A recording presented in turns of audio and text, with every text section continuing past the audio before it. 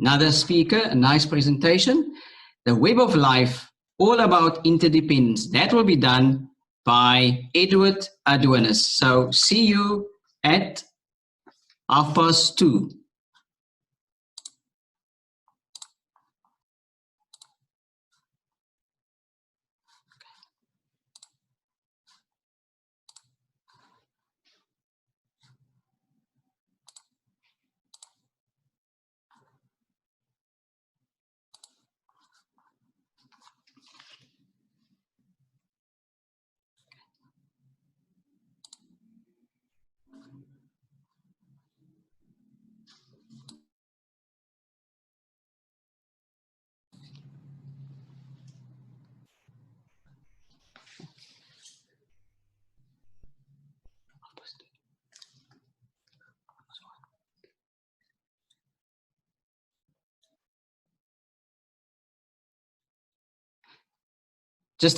Sorry, I just made a mistake. It will be at 1:30. Sorry, audience, we will be back at 1:30. Thank you.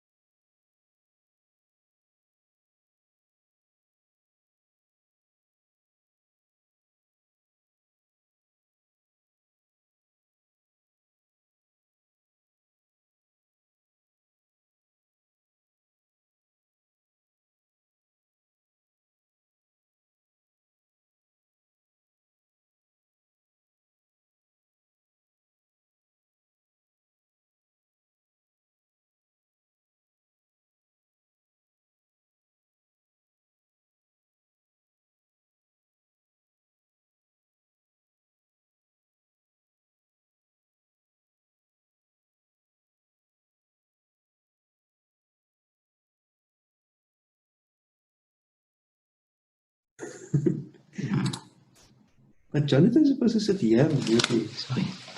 No, man. There's no need. Okay.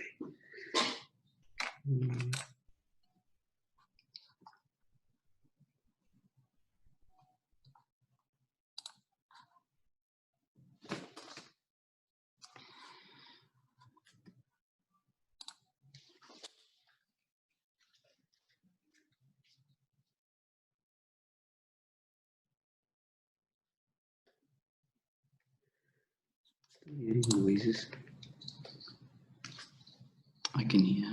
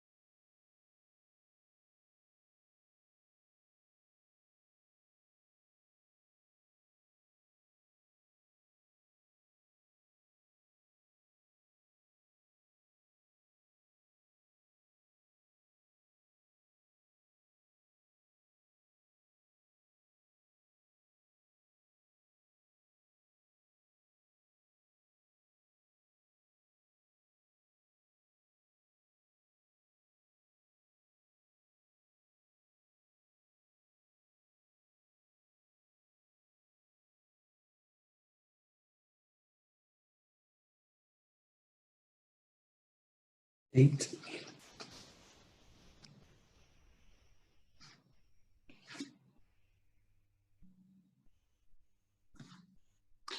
Welcome back, everyone. I hope you enjoyed the first session. I know there are some new people in the room, some old people, previous people in the first session, and I would like you to all welcome them. Thank you for joining us, those that are new, the new kids on the block. Just some introduction. My name is Clinton Windvogel. I am the Learning Officer for Cape Nature. And we are joined here for learning to #love nature. But what is Cape Nature all about?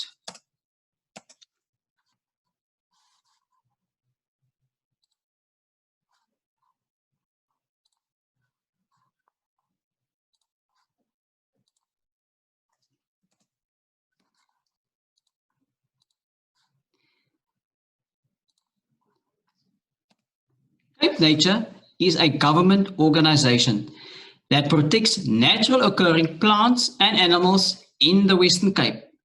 What are we going to learn today? We are going to learn more about plants and animals and that we must protect them. In that way, we would like to change your behavior. Just some housekeeping rules. You can say hi in the Q&A box or in the text box. You can also use the Q&A box for your questions and your requests. And I would like only the presenters, video and speakers to be on. And if you have any other further questions or queries, you can send them to learning@capenature.co.za.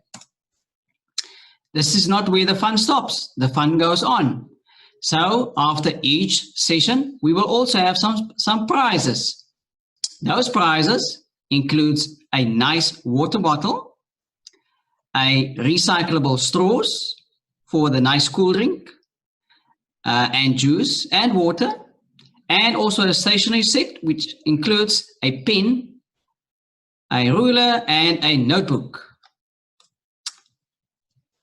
I will now hand over to Mr. Edward Adonis, who is going to present to us the Web of Life, all about interdependence. Edward, over to you. Thank you, Clinton. Let me just quickly add my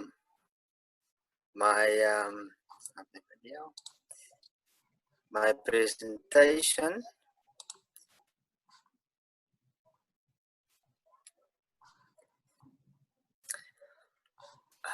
Okay, right. So I'm going to talk about the web of life, all about interdependence. And as I said, my name is Edward Adonis, a stakeholder engagement officer. Now, all of us, I believe most of us that's listening and looking and watching, we know about biodiversity. So most of the stuff you probably know.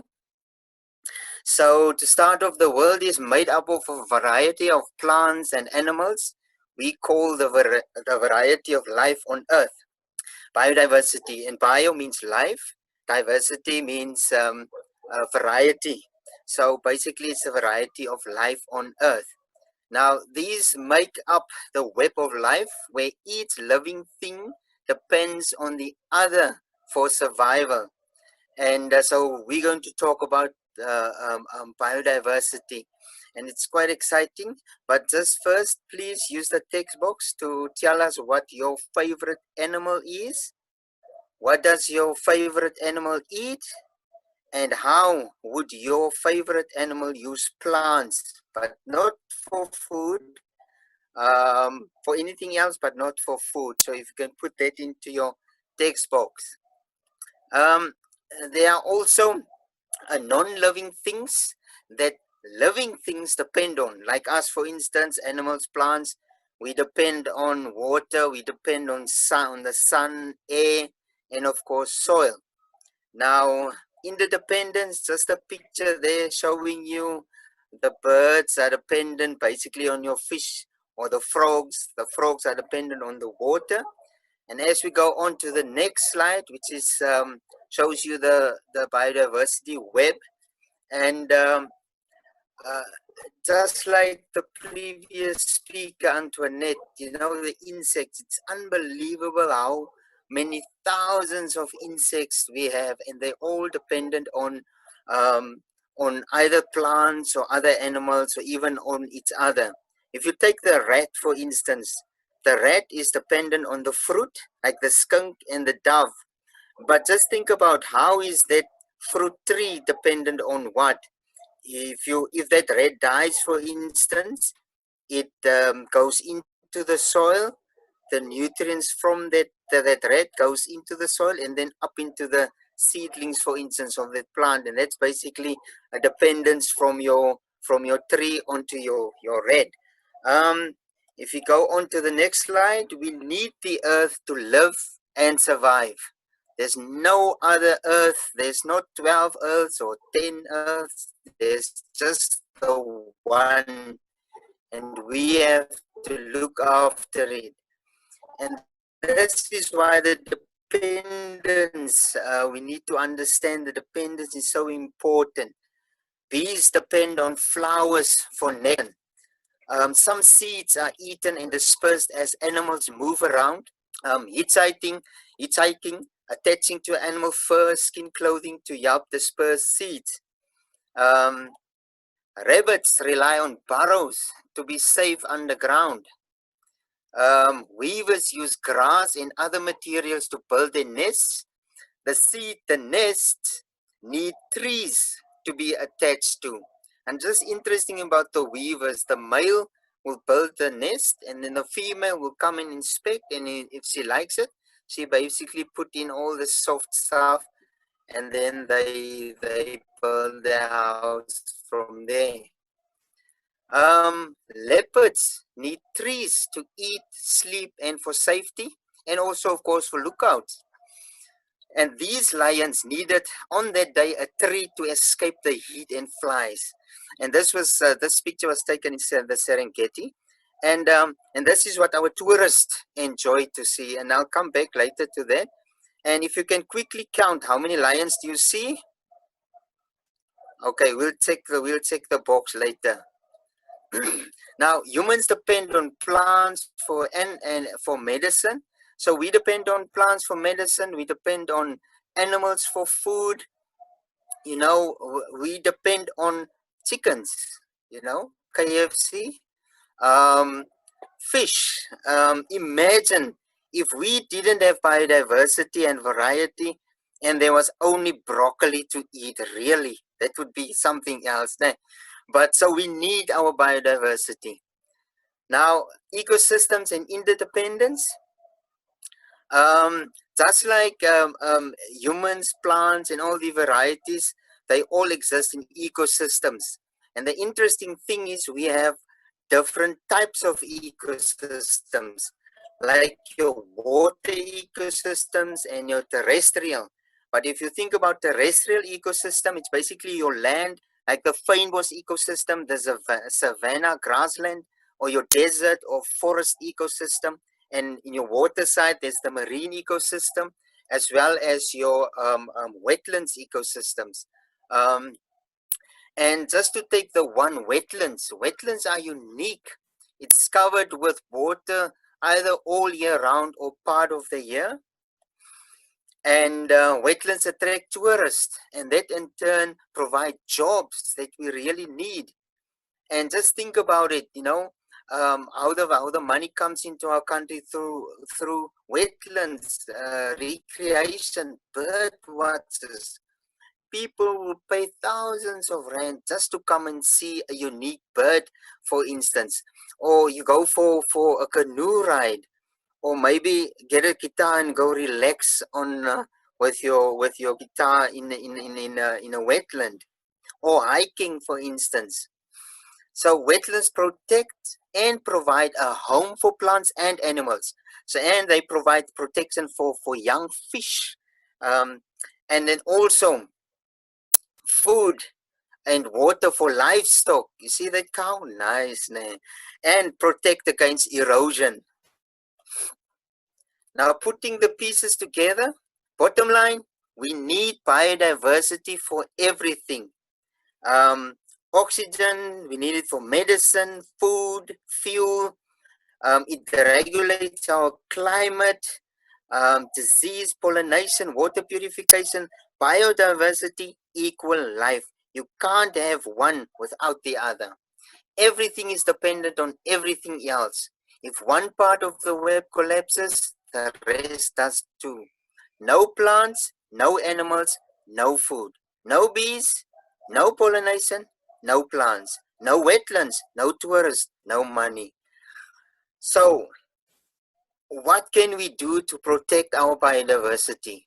We can educate each other, you know, tell our friends that we need to look after our birds, look after our animals. We can get involved in protecting our environment. We can, for instance, if you think about tourists, we can welcome our tourists. We can highlight interesting places for our tourism bureaus and say, listen, this is an interesting place in our towns. Can you think of anything else? What about a biodiversity rap song? You can do a biodiversity rap song, and you can write it, maybe perform it for your friends and for your family, and you can email it to us or send a video, and then we can maybe put it on our Facebook page. Now, of course, I'm not a rapper, but I'll just run through the words just to give you an idea of this rap song. Okay, biodiversity is really cool. We learned about it today in school. The ecosystem, that's where it's at, and where organism lives, that's the habitat. Now, to have an ecosystem that is so fine, you gotta have variety down the line. You need lots of animals and plants too. You usually more in better than just few. To keep biodiversity in days to come, we can't keep the animals on the run. But if I do my part and you do yours, we can all protect the great outdoors. So now that you've heard my diversity song, I hope on the next round that you'll sing along. So teach it to others, and our feet will all tap as everyone does the biodiversity rap. Thank you very much for listening, and you're most welcome to send in your rap songs. Thank you, Edward. I just had a laugh now. It was so interesting to do the rap song, and the interesting comments. Edward, just to give you feedback from what I see here, Tigers eat meat. Cameron says a lion, and there are 9 lions in the tree. If there are any more questions, like I said at the beginning, you can direct them to learning@capenature.co.za. And this is where the fun starts again. So let's draw a lucky prize. Going once, going twice. Thank you. It is number 8. Number 8, it's Anita van Zyl Reed. Well done, Anita. Our staff will be in contact with you to hand over your prize. We will now take another break. If there are no other questions, we will take another break. And we will then return with our next session, which is going to be presented by Natasha Warnick. And that is going to be quite interesting. Worms on a mission. Earthworms and composting. We will see you back here at 2 o'clock.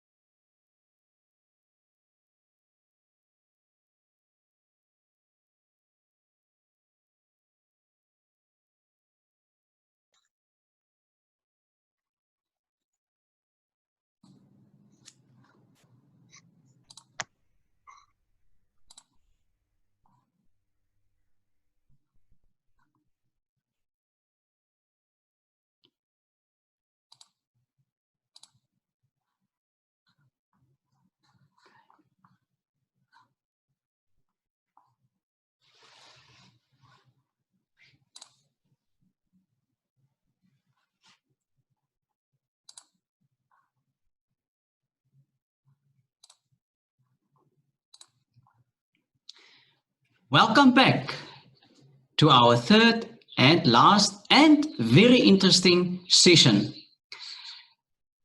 Thank you for joining us for this session. We really appreciate your time. Let's introduce myself. My name is Clinton Winvogel. I'm the Learning Officer for Cape Nature. What are we going to learn and what is Cape Nature all about?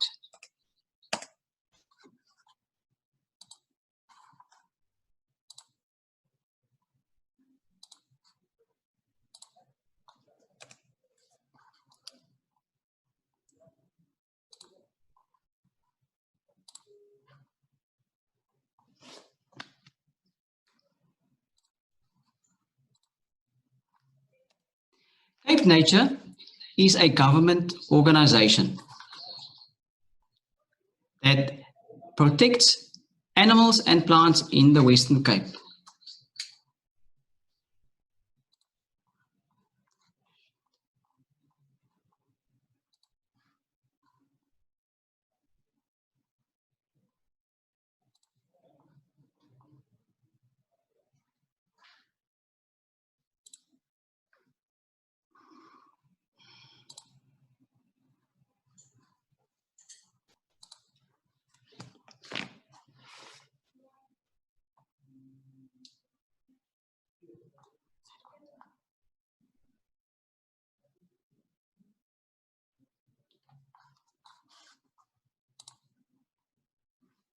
I apologize for that.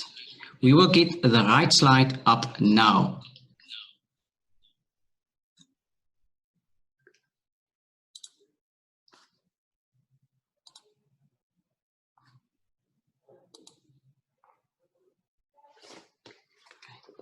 I apologize for that. Let's continue. As I said, Cape Nature is a government organization that protects natural occurring plants and animals in the Western Cape. So what are we going to learn today? We are going to learn about plants and animals that we need to protect. And that in that way, we want to change your behavior. Just some house rules. You can say hi in the Q&A box. You can also say or raise your questions and requests in the Q&A box or in the chat box. And I would request that the video for speakers and presenters will be on. And if you have any other queries, you can direct it to learning@capenature.co.za. But that is not where the fun stops. We also have a spot prize session after this. So we will be handing out prizes for one lucky winner. Those will include a water bottle, recyclable straws, a stationery set, and a nice pen. And now, for the great moment, I would like to introduce Natasha Warnick, who is going to give us a presentation on worms on a mission, earthworms, and composting. Natasha, over to you.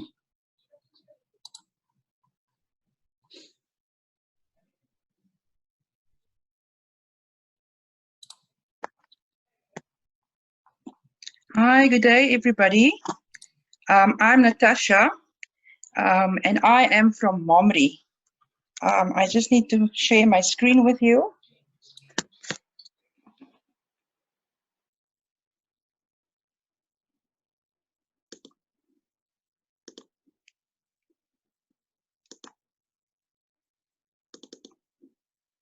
There we go. Okay. So thank you so much, guys, for tuning in this afternoon to this session called Worms on a Mission. And I know it's a very cold Thursday afternoon, but thank you, guys, that you are willing to sit in and to listen to my presentation. Okay. So this afternoon, we are going to look at this beautiful creatures that you see on my first slide. And I want you guys to look at the body of this beautiful creature called the earthworm, We don't see earthworms a lot because they hide under the soil and they love the dark places. So we don't see them often. But just look at the bodies and you can see basically right through the body of the earthworm. And the body is also like having a lot of segments. And very, very interesting, the earthworm, they don't have eyes and they don't have any ears. So I want you to just remember that while we're going through this whole session, please.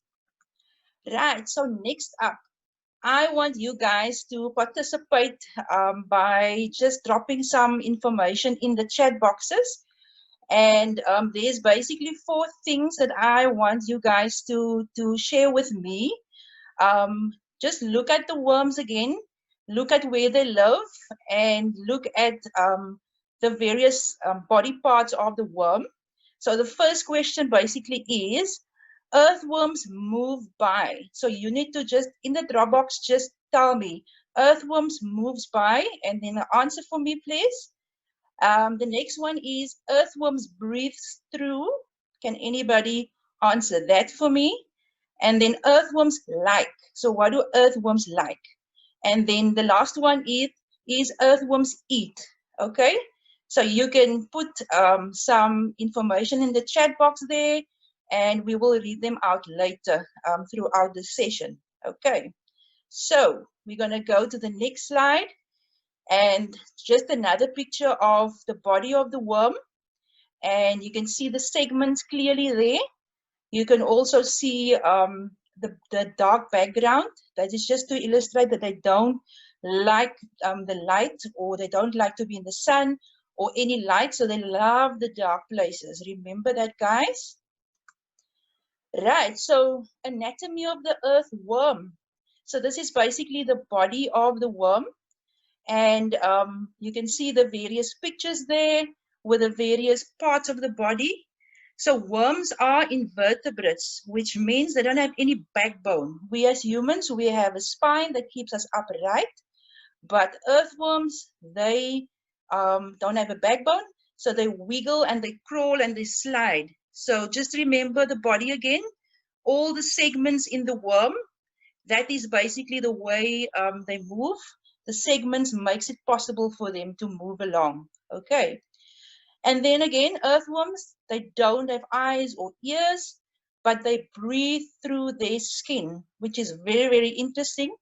And you can see the earthworm has got a lot of segments, like I said, but also a moist skin. That means that moist skin should stay out of the sun, out of the light, and also in moist areas. Therefore, they love the moist, dark areas. And that's why we don't see them a lot. Okay. Then on the picture to the left, you will see a big part that stands out. I call it a little belt, the earthworm's belt, because you can see it clearly on the body of the earthworm.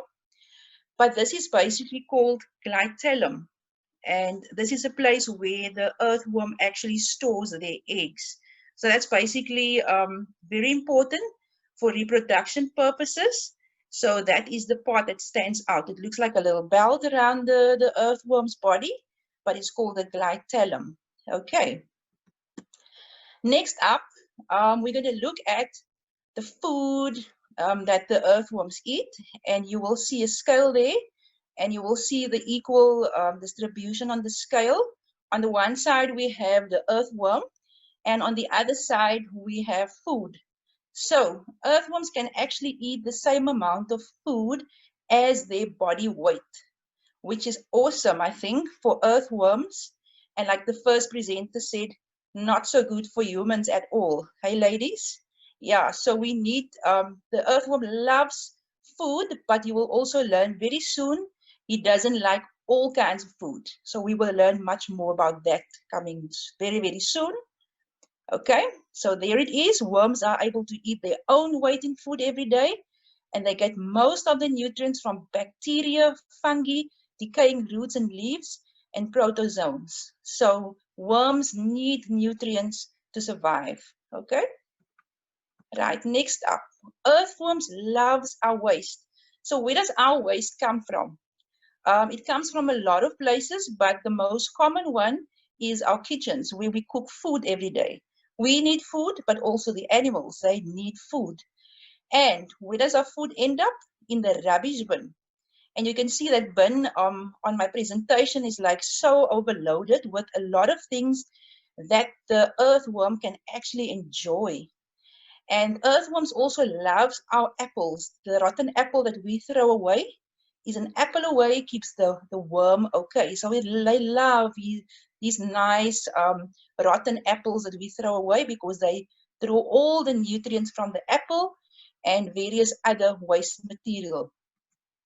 Okay, so there is some foods that earthworms love and also some that earthworms hate. The same with us. Like my previous presenter said, if there were not a variety of food in our biodiversity cycles, we were only going to eat some broccoli. And who loves broccoli? I can just imagine. And I'm seeing comments coming through very, very soon about broccoli, eh, guys? Yes, so feeding your worms. Worms loves bread and cereal and coffee grounds and filters, tea bags, vegetables and leaves and grass, fruits and melons, and also cardboard as well. What they don't like is dairy products like milk and cheeses and things and yogurts. They also don't like meat or bones and feces and oil and junk food, which tells me that our worms is actually very healthy because they choose all the healthy food and they leave all the bad food. Okay, so we can learn something from these worms. Don't you guys think so? Okay, then there are also predators around. So these animals are also important. Remember the food chain. They are all very, very important. So worms becomes food to another animal. And earthworms really hide away from their predators.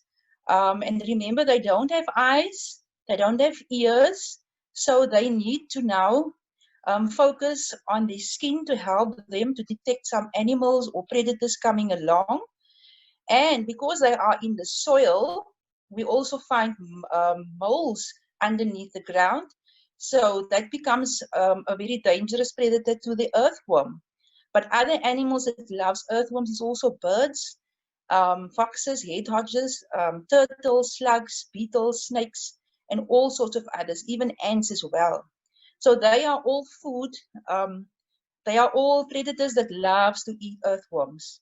But remember, guys, we are in nature, so the one animal is dependent to survive on the other. So the more earthworms there is, the better for the other animal species as well. Don't you think nature is very, very cool? Can I get a hands up for that one?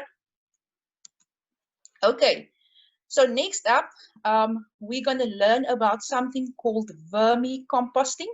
And this is actually where we all can get involved, not only us as kids, but we can bring in our parents, we can bring in our teachers or anybody in youth groups or just at home. Okay, so composting with worms is basically called vermicomposting. And vermi just means worm in Latin. So vermicomposting helps to reduce the amount of waste going to our landfill sites. And I'm also going to tell you a little bit about landfills. So vermicomposting can be done inside or outside your home. And it can be odorless, which means there's no bad smells coming if it is done correctly. And I'm also going to show you the way to make the worm farm at home that is odorless. So you'll see the picture to the left. It looks like a cake with various layers. That is just a small bin that's used.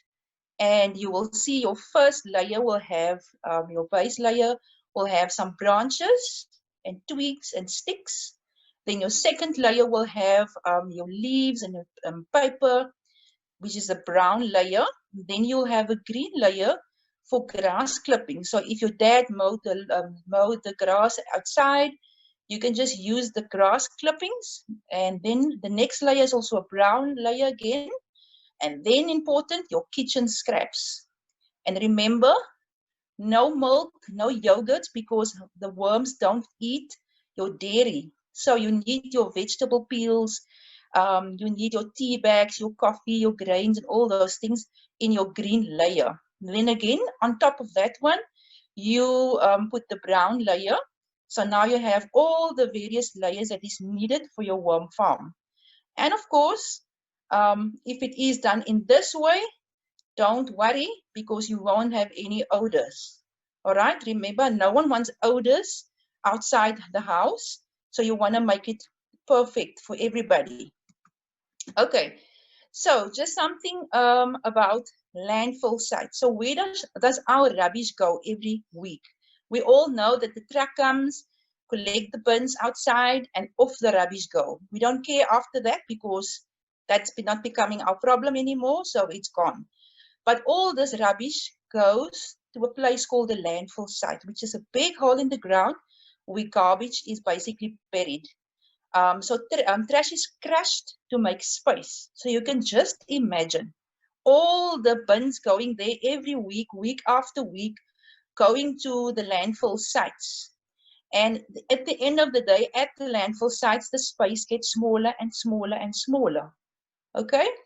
So we can actually, from our side, we can start composting at home, and composting again with your earthworms, making your own worm farm, throwing all your vegetable peels and things into the bin for the earthworms to eat. That is composting, and that will reduce all the rubbish going to the landfill sites. So when food is composted, it breaks down much faster and recycles itself into new life, which is amazing. Okay. Lots of the rubbish would lie in a landfill site for a long, long time, which is also a problem because of space. So doing composting at home is a great idea, and it is very, very easy, and everybody can get involved by doing it. Don't you guys agree? Hands up for that? Yes, so the natural cycle. What we want is the natural cycle to always be. We always want the natural cycle with sustainability. In other words, we want our beautiful trees. We want the earthworms to thrive. We want all the animals to be interdependent because it's the natural way. But we also want to make sure that we don't pollute and create too much pressures on our environment, so that the natural cycle can continue. Okay. And very interesting is 90% of the things we use becomes waste. So basically that is a dead end. So you can see on the picture, there's a lot of things happening. There's factories, there's transport, there's heaps and heaps of sand and all sorts of material. There's the energy from the sun that's used. There's the clouds, and there's the pollution. There's our waste from home. There's the waste from the factories. And there's also different kinds of pollution happening. Soil pollution and also air pollution. And those are the things that we don't want. We want to minimize these things, guys. And by doing our little bit, which is vermicomposting at home, we can reduce all the pressures on the beautiful earth. And remember what the previous guy said, there's only one earth, so we need to protect it. Okay, just another picture of what we really want to see. We want to see the earthworms doing their work in the soil. We want to see the trees growing beautifully so that they can provide us some shade. And then also you'll see some moisture there. And remember, earthworms, that need a little bit of moisture, but not too much. I saw somebody ask, does earthworms love water? Well, they like water, but not too much. Remember, even in your compost heap, you want water, but not too much. But I'll show you that also later. Okay, so just some steps again to make your compost heap. So there's 5 steps. So one is identify a place. The next one is add waste, and that is now your layered waste. Add just enough water. Remember, just enough and not too much. And then, of course, keep things moving. And the fifth part, which is very, very important, is be patient. Because if we're not patient, we might have a problem. Okay, so I'm going to break it down for you guys in steps again. So step 1 is find the perfect spot. And remember, earthworms, they love shade and dark and moist places. So please don't put your heap or your bin in the sun where the earthworms will dry out, because then they will die. So you must find a shady, dry, moistured place. Okay. And of course, the next one is you add your waste. So that's your browns and your greens and your food that needs to go into your worm farm. Okay, so this is all vermicomposting now. Then the other step, moist but not too wet, like a sponge effect. Okay, so you can see the effect. Not too much water, guys, otherwise our worms will they will drown because they can't swim and they don't like water. Okay, and then the next one is keep things moving. So turn the soil a little bit. So yeah, so that we will see the earthworms in the area. Okay, and no heat, dry and brown will of course be the way to go. Okay, and remember the patience part, because without patience, this farm will not be working. Okay, so earthworms are very, very good because of all the reasons that I just told you guys. They are very, very good for us and they help to reduce waste. Okay, and then just 3 important things to remember out of today's session. So earthworms are very good for the environment, and remember we have one earth, so we want to protect it. Earthworms also help to reduce waste because of our landfill sites. We don't want our landfill sites to be too much waste, so we can actually reduce that. And lastly, earthworms help to make compost so that our plants can grow, so that we can also have beautiful plants and also vegetables and fresh vegetables to eat, and of course full of nutrients so that we can stay healthy. Okay. All right, guys, so that is the end of my story. I hope you enjoyed it, and I hope that we will hear from you soon. Thank you, guys.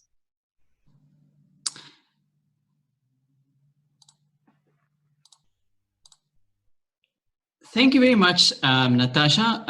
That was very interesting, and there's a lot of questions. Let me just quickly go through it. Are worms good for crops or bad?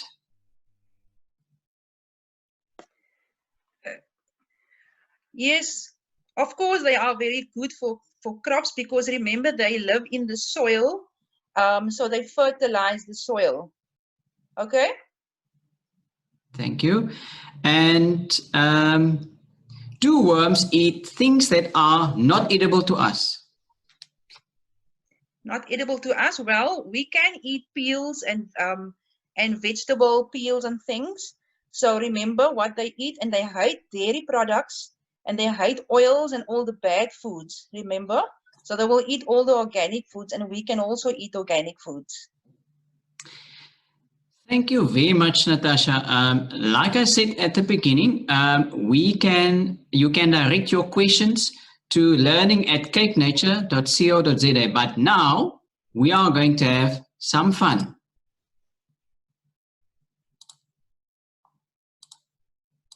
And now it's time to actually draw the prizes.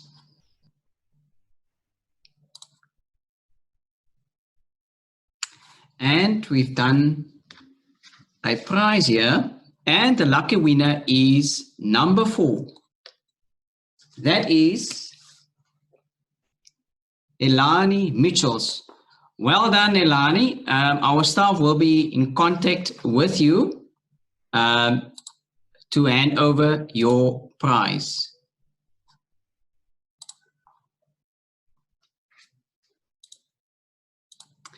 And thank you very much, audience. I would like to thank you. If there are, like I said, if there are any questions, you can direct them to learning at capenature.co.za. I would like to also thank the panel that assisted us. I would like to thank my supervisor and IT for making this a great session.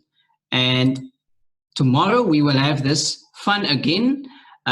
We will then also have prizes. So tomorrow we are starting again at 1 o'clock. So thank you very much for all, and let's look after our Earth and make sure that we are doing things that are good for Mother Earth. Thank you and goodbye.